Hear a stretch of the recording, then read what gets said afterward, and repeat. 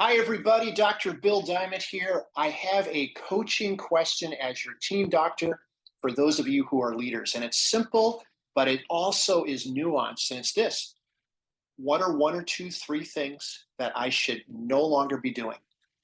You do them, you've always done them, you know that you should be giving them up. You're a little bit frightened about what it might cost to pay to have somebody help you at work or in your household to do these things, but you have many, many examples of things you could do that would make that investment pay off multiple times over, either through your health or some business goal or productivity goal. And you just keep coming back to that thing that you've always done. For some of us, we've grown up doing these things.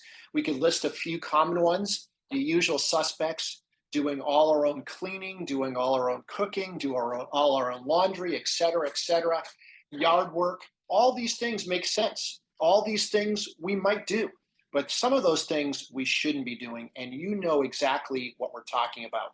So think about what your investment would look like to get somebody to help you, even just a little bit, at work or at home, to not do some of those things. Why do we keep doing them? There's a lot of psychology to it, but a lot of times our peers all do it, or we grew up doing it. And it feels like, well, who do we think we are?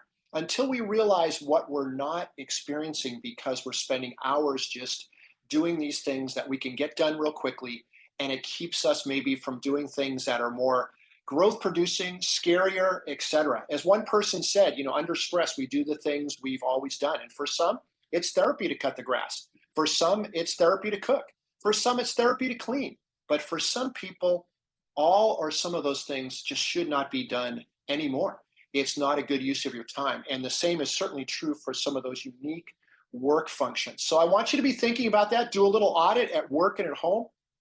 Think about what you're missing out on. Maybe you've got a book you're going to write. Maybe you've got some other things that you could do with that time, but you keep going back and filling those 2 or 3 hours a week with something that you should no longer be doing.